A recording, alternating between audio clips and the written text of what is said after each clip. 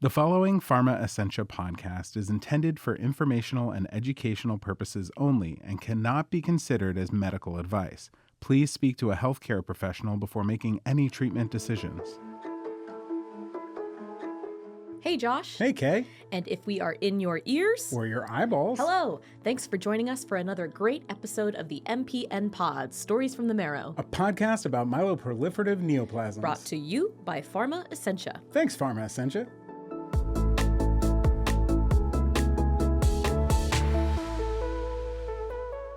Josh, do you play any instruments? Well, I don't play much anymore, but fun fact, I taught myself bass to play in the pit band for a production of Godspell that I was directing at my dad's church.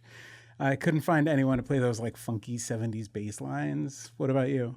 I used to play guitar, and I play piano now, but I've always struggled with it. My hands are so small. So for those of you who are just listening and not watching, Kay is showing us her hands, and they are small. I told you. It's okay. They suit you. But why are we talking about instruments, Kay? Do you want to start a band? I worked in the music business, started drumming at the age of 12. Great. Our band needed a drummer. Jokes aside. I'm not joking. Today, we are talking to entrepreneur and musician Troy Putman. Troy is living with essential thrombocythemia, also known as ET. My name is Troy Putman. I was born and raised in Park City, Utah, and moved out here to the East Coast and live on the beach area here. I'm on the border of Carolina Beach and Wilmington, but we can hear the water from our front yard. I'm really glad to be hearing from another person who is living with essential thrombocythemia. As lived experience experts, these folks and the stories they share really illuminate what it's like living with ET. We are going to hear all about Troy, his life, and his journey with ET right after this quick break.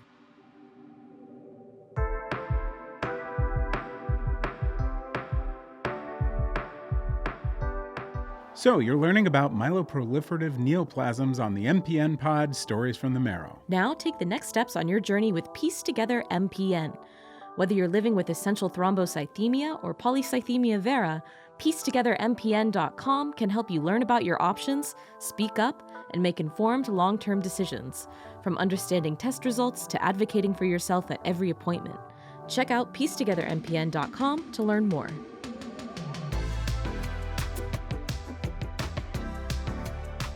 And we're back. Thanks for sticking around. So today we're going to hear about Troy Putman and his experience living with ET. Where should we start? His diagnosis? We usually do start with our guest diagnosis, but today I want to go back even further. Essential thrombocythemia totally changed Troy's life. To fully grasp the effect that ET has had on Troy, I want to start with how Troy lived and moved through the world before he started experiencing the side effects of ET, fatigue in particular. I grew up in a lower class family. My dad was a miner. My mom was a maid. They did the best they could for us kids. Lived off of hand-me-downs. We didn't have much.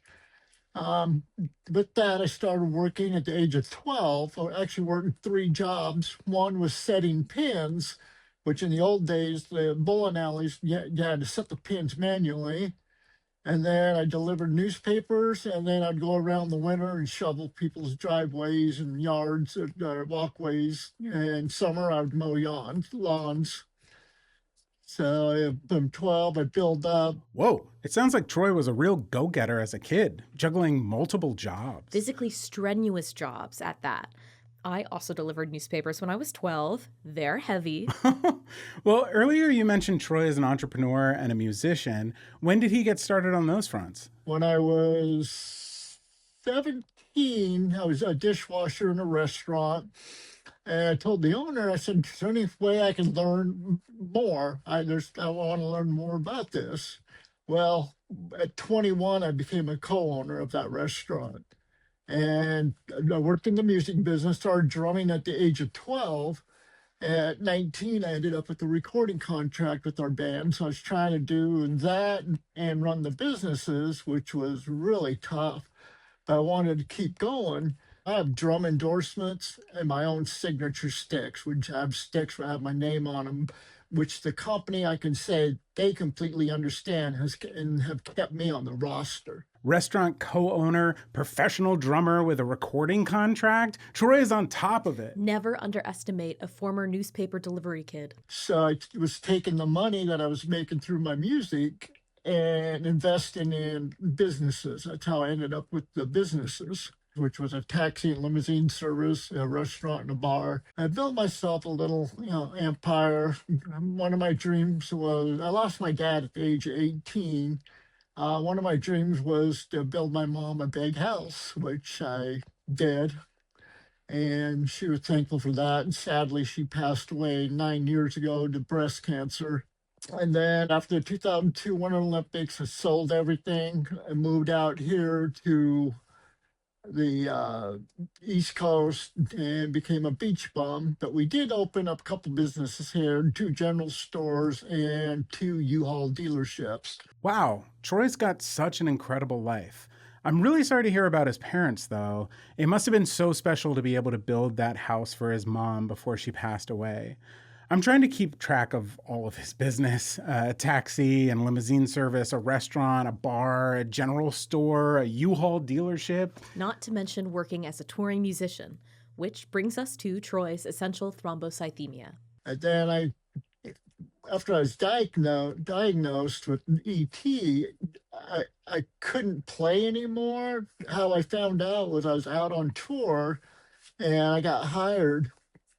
And the bass player got hired. Him and I worked together for years, off and on different projects, and he knew something was wrong. I could feel it myself. I knew something was wrong. And he comes over to the side of the stage, over to my kit, and he whispers to me, "You okay?" And I'm like, "Yeah." And he goes, motioned to me to pick it up. So I was dragging. I didn't realize it. After the show, I went straight to the tour bus, went to my bunk, and went to sleep. And I was having problems, and I told the people, they only had a few shows left. I said, "If you want to replace me, go ahead, but I'm really struggling." So here, Troy's experiencing that extreme fatigue associated with ET that we've discussed in previous episodes. Also, I just want to point out really quick that fatigue is one of those symptoms that's easily dismissed because it's invisible, but it can have such a huge impact on your life. Troy had been drumming since he was 12. It was a huge part of his life, personally and professionally. It's devastating to hear that he wasn't able to perform while he struggled with fatigue. That's a huge deal. You're totally right. This incident on tour led Troy to seek medical attention. And when I got back to Wilmington, I made an appointment with my general doctor. He did blood work, and he said, "Your platelets are outrageous." He goes, "I need to refer you to an oncologist."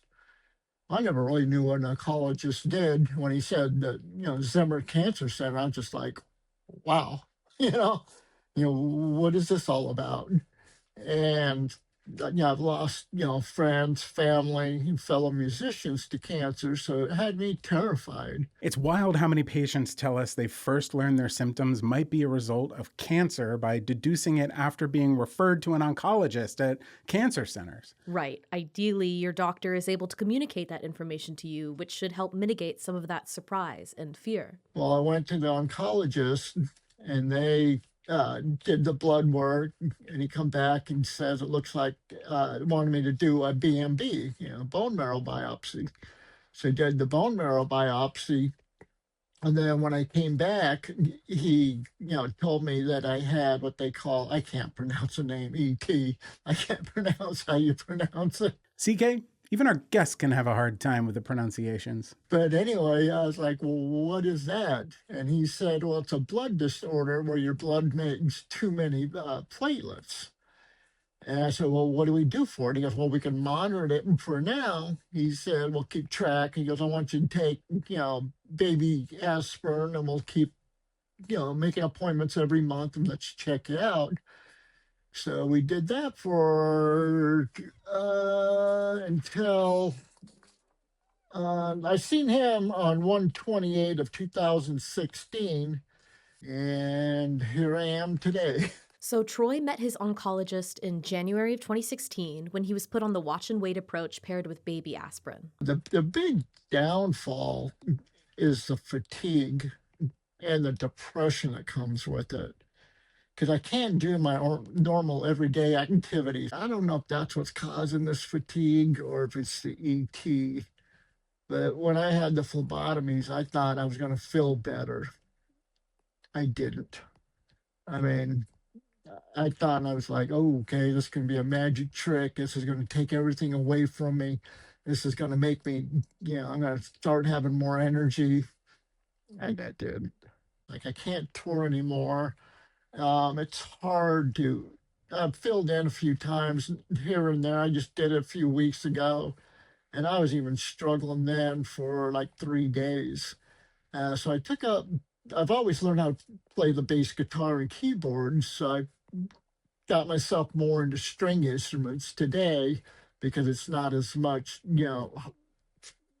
strenuous on my body as it is drumming. But drumming, like I said, I started when I was 12. That was my life. That was my passion. That's how I built things. And it's quite depressing. It really is. I can't imagine how difficult it would be to have something you've loved for most of your life become harder to do because of ET. That's terrible. Especially when you're living with something like ET that frequently gets dismissed or overlooked because it is quote unquote invisible. And think about it. People look at you and they go, you don't look sick. You look fine.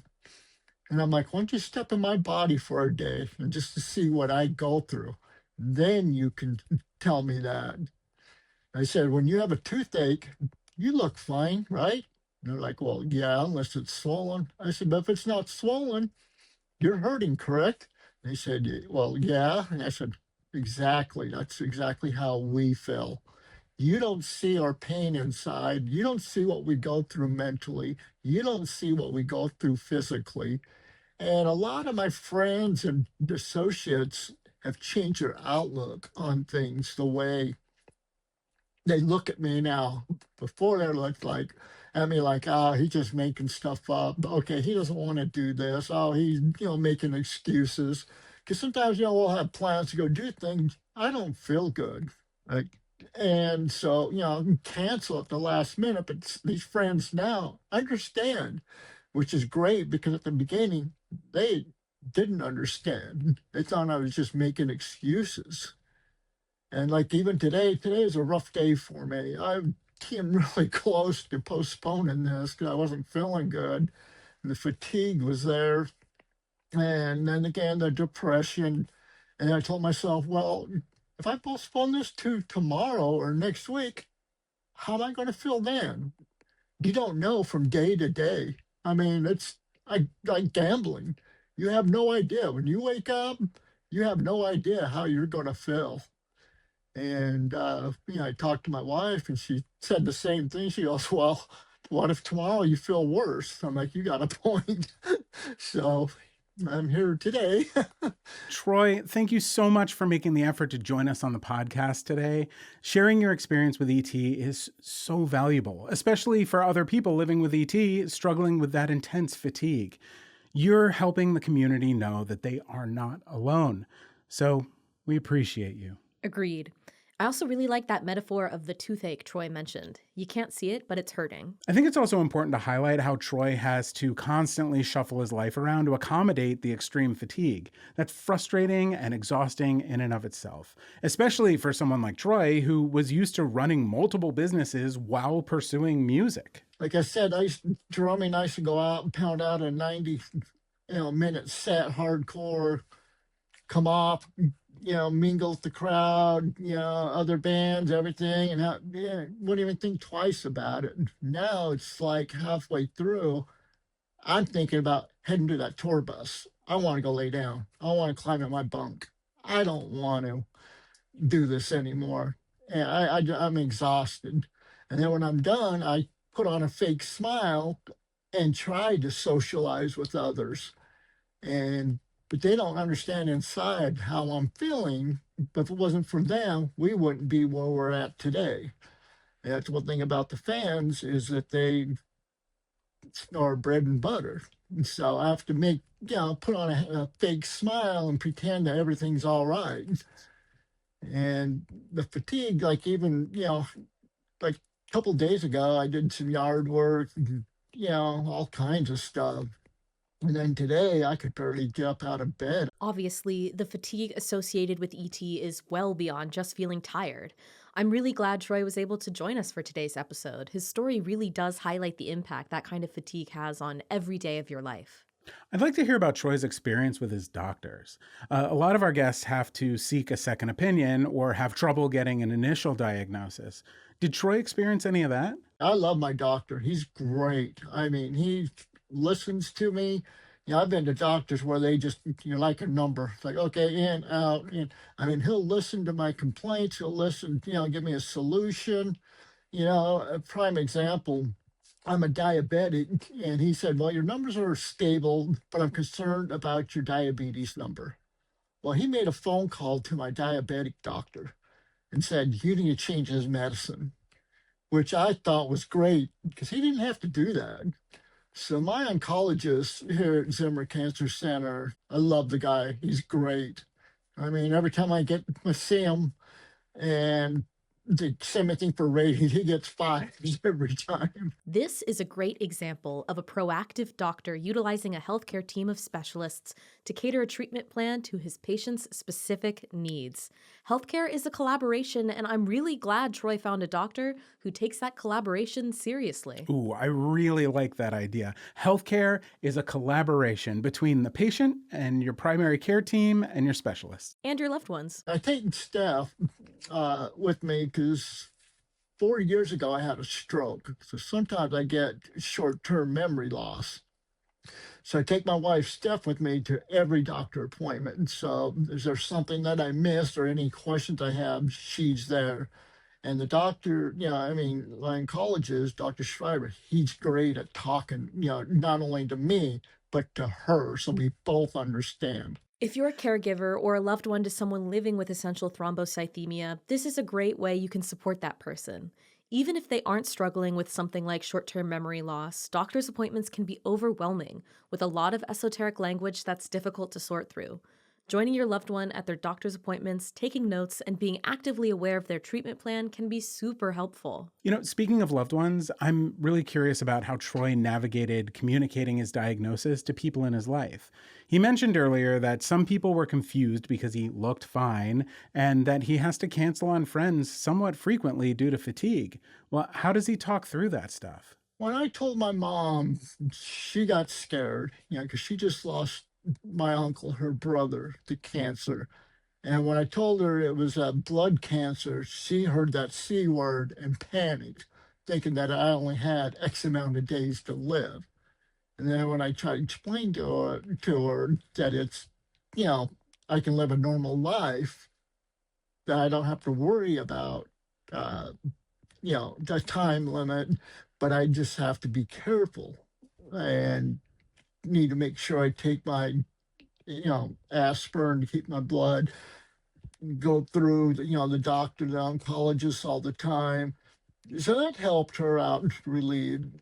My friends said, all of my friends are basically 99% of them are musicians, so they understand. I mean, they've gone through stuff themselves and different things, so they understand. They've been real supportive.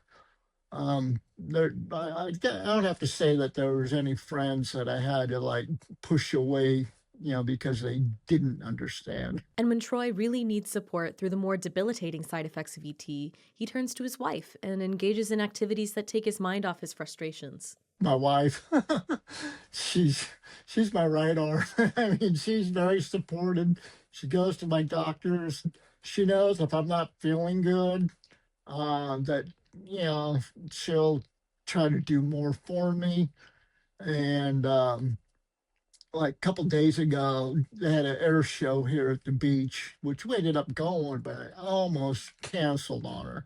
And she even said, if you don't want to go, that's fine. We can probably see him from our house. I said, no, it'll probably do me some good to get out, sit on the beach for a bit, watch the air show, get my mind off of things. That's another thing with this, with the fatigue, like I said, brings depression. So when I sit at home, I start getting depressed. I can't go beat on my drums. I don't feel good. I may pick up my bass or guitar or ukulele or something to help me get through that mode. But getting out, it did a lot of good. I kind of almost forgot that I was actually tired. And so but I had to force myself to get there. I mean, we were like 5 minutes away, and just to get there, I was like struggling. And once I got there and got situated, I was like, what am I doing? I just want to go home. But then after it started, we had a blast. So it's getting my mind off my fatigue and doing other things really helps out. But my wife is very understanding and very supportive. I mean, I don't think I could ask for a better, caretaker. I'm glad Troy has his wife by his side and a healthcare team to help him manage life with ET. Has he also had the chance to connect with other people living with ET? Like, what has that been like for him? A lot of the things that I'm learning is on Facebook groups and through other people. Each one's different. And it was great because I'm learning stuff and they're learning stuff from me. And we're kind of like comparing notes. But Facebook, social media has a great, um, people communicating, asking questions, and like newbies will come in and they're terrified. And it's like, wow, I remember being there. I can completely understand how this person feels. When I see them, someone asking a question, they're terrified. I'll send them a personal message and tell them, hey, I've gone through what you're going through. And it's completely understandable. It's normal. Just hang in there. Like we've mentioned in the past, social media can be a great tool in connecting you to your rare disease community. It really is cool how Troy direct messages people who are at the beginning stages of their ET journey. He's both giving and receiving support. That's what a community is all about. Totally. Speaking of giving support, we asked Troy if he had any advice to someone newly diagnosed with ET. Don't give up. Hang in there. If you're scared, that's fine. That's normal. Write down your feelings every day. Get a little journal. Write down how you're feeling to see if it changes day by day. Write down what you ate to see if it's the food causing, your blood to thicken more or whatever is going on with you. If you're not happy with your oncologist, look for another one. Like anything else, a car mechanic, restaurant, anything. If you're not happy, go find someone else. Don't just stick to that one person. And but the main thing is just let them know that it's okay to be scared. It's okay to cry. It's okay to feel like giving up, but don't, because we can still. I mean, it's tough, but we can still live a normal life. A lot of great advice there. Writing down your symptoms and noticing how they change from day to day is super helpful information to have and to share with your doctor, especially when you're struggling with something like fatigue, which can be a little hard to describe. Also, seek a second opinion if you aren't happy with your doctor. It's totally within your right to find someone who makes you feel seen and respected. That's how you engage in shared decision making. Finally, it's okay to be scared. Yeah, I feel like we don't talk about that enough.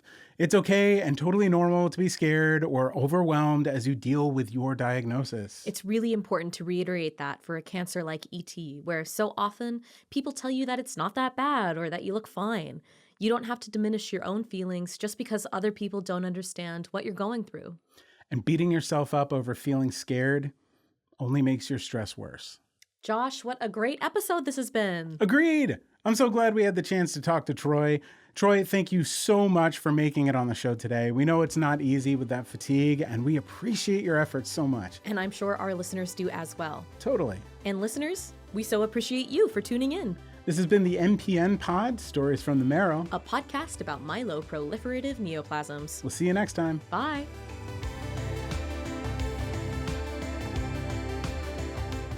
The MPN Pod, Stories from the Marrow, is produced by Believe Limited and Bloodstream Media and made possible thanks to our sponsor, Pharma Essentia. The MPN Pod is hosted by me, Kay Vermeil, and my co-host, Josh Bragg. If you like the show, please share it with anyone for whom it might make a difference and leave us a rating on Apple Podcasts or Spotify. We'll see you next time.